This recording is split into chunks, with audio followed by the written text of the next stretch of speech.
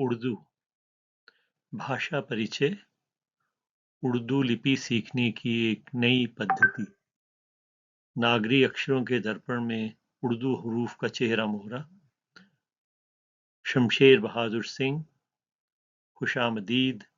पेशकश प्रदीप कुमार अहलूवालिया। मेरे पिताजी उर्दू के अखबार पढ़ते थे और उन्होंने स्कूल में उर्दू अच्छी तरह सीख रखी थी। हमें यह बड़ा अजीब लगता था कि वे ऐसी भाषा जानते हैं जो दाएं से बाएं की ओर लिखी और पढ़ी जाती है और जिसमें शेर व शायरी का बोलबाला रहता है। लहजा बेहद गैर रस्मी मिजाज वाला रहता है। उर्दू प्रताप और उर्दू मिलाप उनके मनपसंद अखबार थे। वे हमें रात को अक्सर बिठाकर इन अखबारों में छपे अलग अलग मजमूनों पर लेख पढ़कर सुनाते थे। उनका नज़रिया हमारा रोज़मर्रा का नॉलेज बढ़ाने का था। बड़ा अच्छा लगता था और मन में हमेशा ये बात रहती थी कि काश हम भी उर्दू सीख सकें, पढ़ सकें और लिख सकें। यह उम्मीद काफ़ी अरसे तक बनी रही और उर्दू सीखने की ख्वाहिश दिनमान में छपने वाले नागरी के दर्पण में उर्दू के चेहरे मोहरे को पढ़कर सच्चाई में तब्दील हो गई। उस पत्रिका में छपने वाली इन किश्तों की कतरनों को बहुत संभाल कर 50 वर्षों तक एक जिल्द वाली बेशकीमती किताब और धरोहर के रूप में मैंने संजोकर अपने पास रखा है। के बाद दिल में यह ख्याल आ रहा था कि क्यों ना इन उर्दू के सबकों पर आधारित यूट्यूब वीडियो पर इस खास उर्दू सीखने के तरीके को प्रसारित प्रचारित करने की कोशिश करूं। उर्दू आज भी देश के कई हिस्सों में कोर्ट कचहरी की भाषा के रूप में इस्तेमाल होती है। बॉलीवुड के शाहकारों में यानी फिल्मों में उर्दू का इस्तेमाल डायलॉग डिलीवरी और गीत, गज़लों और गानों में भरपूर रहता है।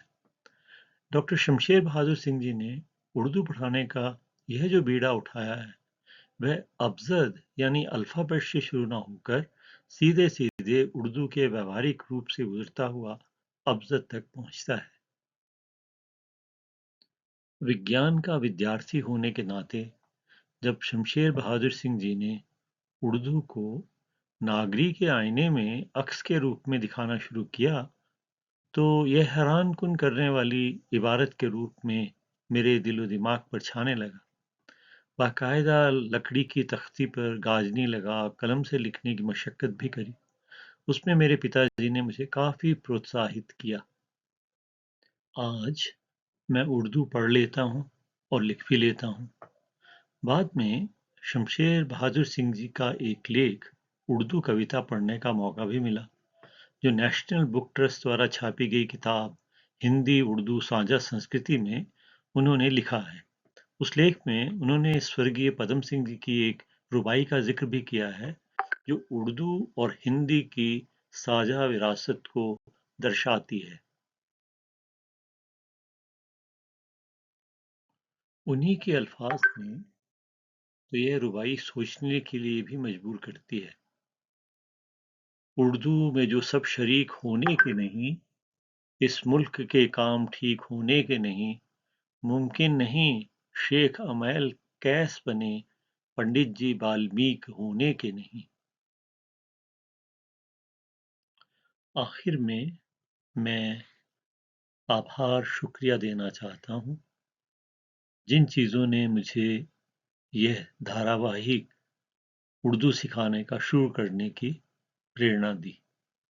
दिनमान हिंदी साप्ताहिक समाचार पत्रिका में प्रकाशित भाषा परिचय स्तंभ उर्दू लिपि सीखने की एक नई पद्धति, वर्ष 1972-73। लेखक शमशेर बहादुर सिंह। स्वर्गीय शमशेर बहादुर सिंह जी, जिन्होंने इस पद्धति को बहुत ही सरल तरीके से पाठकों को उर्दू सीखने के लिए प्रेरित किया। मेरे पिताजी स्वर्गीय श्री बृजलाल अहलूवालिया जी, मैं उनका बहुत आभारी हूँ। वे उर्दू के बहुत अच्छे जानकार थे और उनकी उर्दू की लिखावट भी बहुत सुंदर थी। धन्यवाद, शुक्रिया।